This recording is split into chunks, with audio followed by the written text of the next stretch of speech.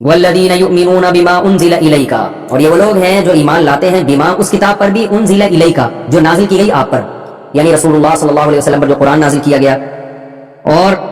قرآن بھی ہے اور اس میں حدیثیں بھی داخل ہیں، کیونکہ یاد رکھیں اس پر پوری امت کا اجماع ہے کہ وحی جو ہے نا، جو نبی صلی اللہ علیہ وسلم پر آیا کرتی تھی، اس کی دو قسمیں تھیں۔ ایک وحی ہے، وحی متلو کہا جاتا ہے، متلو یعنی وہ جس کی تلاوت کی جائے، اصل میں تو یہ لفظ ہے متلوون، مقتولن کی طرح، مقتول جس کو قتل کیا جائے، تو متلوون جس کی تلاوت کی جائے، تو اس کو پڑھتے اردو میں متلو ہیں،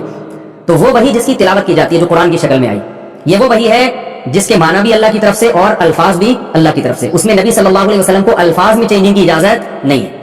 دوسری وحی وہ ہے جو غیر متلو ہے، نبی صلی اللہ علیہ وسلم کو اللہ کی طرف سے وحی آیا کرتی تھی مگر وہ قرآن کا حصہ نہیں تھی، اس میں آپ صلی اللہ علیہ وسلم کو معنی آتے تھے کہ یہ بات آپ امت تک پہنچا دیں، تو آپ صلی اللہ علیہ وسلم کو اپنے الفاظ میں پہنچایا کرتے تھے، جس کو حدیث کہا جاتا ہے، تو یہ وحی غیر متلو ہے۔ منکرین حدیث صرف اس وحی کے تو قائل ہیں، دوسری وحی کے منکر ہیں، حالانکہ وہ بھی قرآن سے ثابت ہے کہ وہ والی وحی بھی، لیکن چونکہ یہ ٹاپک نہیں ہے، منکرین حدیث سے میرے ایک دو مناظرے ہو چکے ہیں، اس میں ہم نے وہ آیتیں ان کے سامنے پیش کی ہیں تو وہ لاجواب ہو گئے تھے، ان آیتوں سے پتہ چلتا ہے کہ نبی پر اس کے علاوہ بھی وحی آیا کرتی تھی۔ ہاں،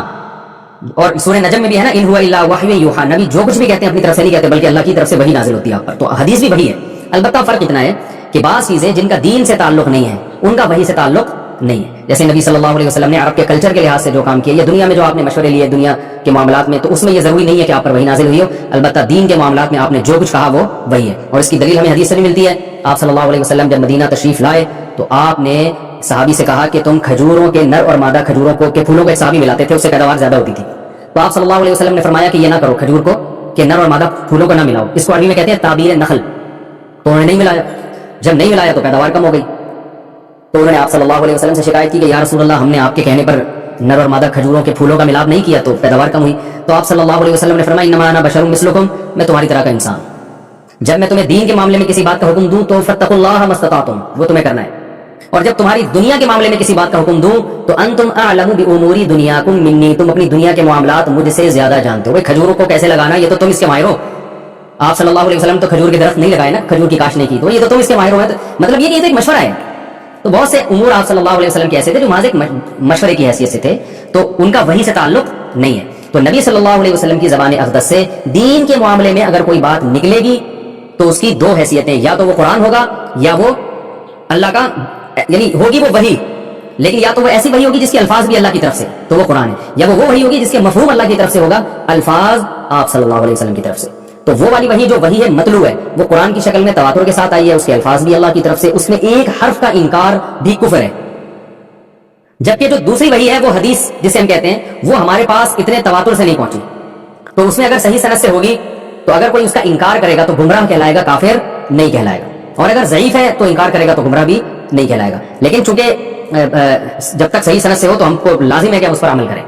البتہ اس میں پھر فقہاء کا اختلاف ہوا ہے کہ جب صحیح حدیث اور قرآن میں تقابل ہو جائے تو بہت سے فقہاء اس کے قائل ہیں کہ دونوں کی ایک ہی حیثیت ہے، یعنی عمل کے لحاظ سے، لیکن امام ابو حنیفہ اس کے قائل ہیں کہ حدیث کتنی ہی مستند کیوں نہ ہو، اگر قرآن کی آیت سے وہ ٹکرا رہی ہے تو وہ بالکل حدیث کو رد کر دیتے ہیں، کیونکہ وہ کہتے ہیں حدیث کی جو حفاظت ہوئی ہے نا وہ اس درجے کی ہوئی نہیں ہے جس درجے کی قرآن کی ہوئی ہے، اس میں پھر بھی امکان ہے کہ راوی سے خطا ہو سکتی ہے، تو جب تک وہ قرآن کے مقابل میں نہیں ہوگی تو سر آنکھوں پر، لیکن اگر وہ قرآن کے مقابل جا رہی ہے تو فقہ حنفی میں بہت، یعنی اس کا بہت سخت اصول ہے کہ پھر اس کو بالکل مسترد کر دیا جاتا ہے۔ ہمارے اوپر جو اہل حدیث بہت سارے اعتراضات کرتے ہیں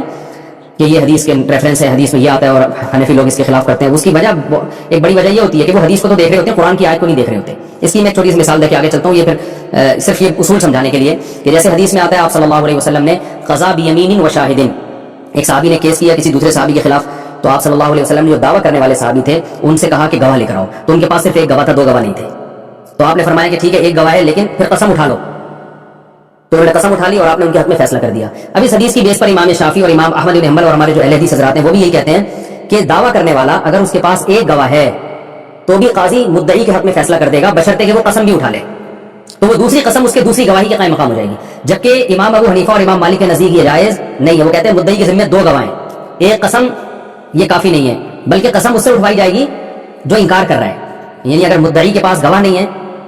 تو جس کے خلاف دعویٰ کیا قاضی اس سے قسم اٹھا کے اس کے حق میں فیصلہ کر دے گا، مدعی کے ذمہ کم از کم دو گواہ لے کر۔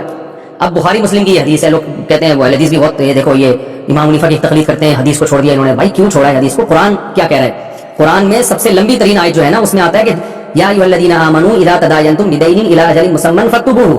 جب بھی دین کا معاملہ ہو، قرض کا معاملہ، اس کو لکھو، اور قرآن کہہ رہا ہے وَاسْتَشْهِدُوا شَهِيدَيْنِ مِن رِجَالِكُمْ، اور اس معاملے پر کم سے کم 2 افراد کو گواہ بناؤ. فَإِن لَّمْ يَكُن رَجُلَيْنِ فَرَجُلٌ وَامْرَأَتَانِ،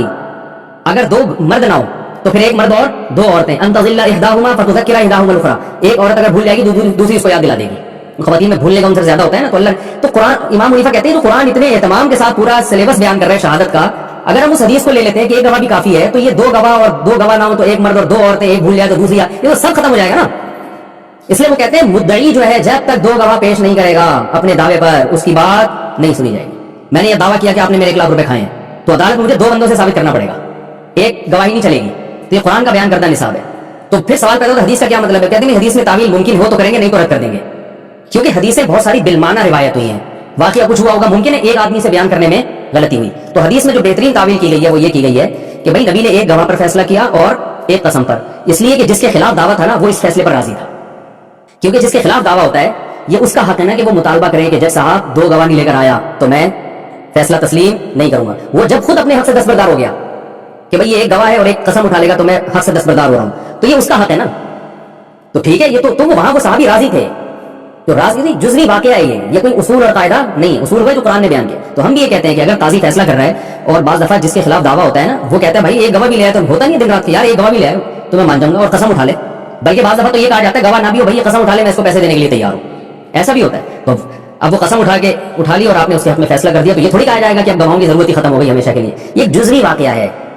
تو حدیث میں بہت سے واقعات ایسے ہیں تو خاص موقع پہ پیش آئے تو وہ قاعدہ کلیہ ہمیشہ کے لیے نہیں بنے گی. تو یہ اصول فقہ پڑھنا بہت ضروری ہے. اس لیے میں کہتا ہوں کہ جو ہے نا جو بھی قرآن و حدیث سے مسائل نکالتا ہے نا اس کے لیے فقہاء نے اصول فقہ لکھے ہیں، وہ کتابیں لکھی ہیں جو مدارس میں پڑھائی جاتی ہیں. سب چیزوں کو لوگوں نے کچرے میں پھینک دیا ہے اور نئے جن کو نہ قرآن و سنت سے کوئی مناسبت نہ عربی گرامر بھی نہیں پڑھی ہوتی وہ بیٹھ کے آج بنے ہوئے مفسر قرآن بھی ہیں اور ماشاءاللہ بڑے بڑے فتوے بھی دے رہے ہیں، حلال ہے حرام ہے فلاں. بس ریفرنس کو آج کل فوکس کیا جا رہا ہے. وہی حدیث بیان کرتا ہے حوالے کے ساتھ، صفحہ نمبر بھی پتا ہے اور اس کو حدیث نمبر بھی پتا ہے، بھائی اس کو فوکس کیا جا رہا ہے. یہ کوئی فنڈر یہی نہیں ہے، یہ کوئی کمال نہیں ہے. تو اچھا بھائی آگے چلتے ہیں. تو میں یہ پوری تفصیل میں نے اس لیے بیان کی کہ قرآن کہہ رہا ہے والذین یؤمنون بما انزل الیک، یہ لوگ ایمان لاتے ہیں اس پر بھی جو آپ پر نازل کیا گیا. تو اس میں صرف قرآن داخل نہیں ہے، اس میں حدیث بھی. ہم کہتے ہیں اللہ کے نبی کو جو بھی اللہ کی طرف سے تعلیمات دی گئی سب تعلیمات کیا تھیں؟ برحق. ہم سب پر ایمان رکھتے ہیں. وما انزل من قبلک، اور اس پر بھی جو آپ سے پہلے نازل کیا گیا، یعنی تورات، انجیل، زبور. یہ بتانے کے لیے کہ اصل میں دنیا میں بہت سے لوگ ایسے آتے ہیں جو یہ آ کے دعویٰ کرتے ہیں ہم صحیح باقی سارے کیا ہیں؟ غلط ہیں. تو قرآن اس کانسیپٹ کو نہیں مانتا. قرآن کہہ رہا ہے آدم علیہ السلام کو جب دنیا میں بھیجا گیا نا اسی وقت سے انسانوں کی ہدایت کا سلسلہ شروع ہے. تو اس لیے جو بھی نبی صلی اللہ علیہ وسلم پر ایمان لائے گا تو اس پر لازم ہے کہ آپ سے پہلی کتابوں پر بھی ایمان لائے، کیونکہ اگر وہ ایمان نہیں لاتا تو اس کا مطلب یہ ہوگا کہ اللہ پہ معاذ اللہ وہ الزام لگا رہا ہے کہ اللہ نے انسانوں کو ہمیشہ گمراہی میں رکھا، بس ہمارے لیے ہدایت نازل کی ہے. تو نہ سارے پیغمبر برحق تھے، سب ایک ہی دعوت لے کر آئے ہیں، توحید کی دعوت، اور سب یہی دعوت لے کر آئے. سب کی بنیادی تعلیمات سب کی ایک تھی. تو ہم تورات کو بھی مانتے ہیں اور ہم انجیل کو بھی مانتے ہیں. وہ الگ بات ہے کہ اس میں تحریف ہو گئی اور وہ تحریف بھی قرآن سے ہی ثابت ہے. یحرفون الکلم عن مواضعہ، ہم آیتیں پڑھیں گے آگے چل کے کہ یہود کیا کرتے تھے تورات اور انجیل میں،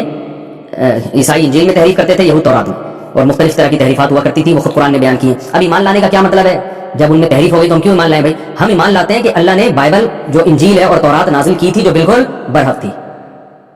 اس پر ایمان ہے. جو اصل کتاب ہے وہ ہمیں نہیں پتا کہاں ہے لیکن ہم اس پر ایمان رکھتے ہیں. اب یہ جو موجودہ بائبل ہے اس میں کچھ تو اصل آیتیں ہیں اور کچھ کیا ہو گئی؟ تبدیل. اور قرآن میں یہ بھی آتا ہے کہ تورات اور انجیل کے بارے میں اللہ نے فرمایا، ہم پڑھیں گے انشاءاللہ سورہ توبہ میں، بِمَسْتُحْفِظُوا مِن کتاب اللہ، فرمایا کہ ہم نے یہود و نصارہ سے عہد لیا تھا کہ تم اس اللہ کی کتاب کی حفاظت کرو گے، یعنی ان سے اس کی حفاظت کا وعدہ لیا گیا تھا. تو اس سے پتہ چلتا ہے وہ حفاظت کا اللہ نے وعدہ نہیں کیا تھا. اور قرآن میں اللہ نے قرآن کے بارے میں فرمایا اِنَّا نَحْنُ نَزَّلْنَا الذِّكْرَ وَإِنَّا لَهُ لَحَافِظُونَ. اس میں قرآن میں کہیں بھی نہیں ہے کہ ہم نے علماء سے یہ وعدہ لیا اس امت کے کہ یہ قرآن کی حفاظت کریں گے، نہیں. اللہ نے فرمایا یہ میں کروں گا حفاظت. تو تورات اور انجیل کے بارے میں قرآن میں خود آتا ہے کہ استحفظوا، حفاظت طلب کی گئی ہے. استحفظ یہ نکلا ہے استخرج، استخراج باب استفعال پڑھا ہے نا ہم نے، سین تا عربی میں طلب کے لیے بھی آتا ہے، کسی چیز کو طلب کرنا پڑھیں گے گرامر انشاءاللہ مزہ آئے گا. استحفظوا، ان سے حفاظت طلب کی گئی تھی. تو ظاہر انسان تھے نہیں کی انہوں نے حفاظت، جبکہ قرآن میں آتا ہے کہ میں خود حفاظت کروں، ہم خود حفاظت کریں گے اس کی. اور اللہ نے دیکھو کہ ایسا نقطے کی بات ہے، یہ نہیں فرمایا انا انزلنا الذکر وانا له لحافظ. انا نہیں، انا کا معنی ہوتا ہے میں.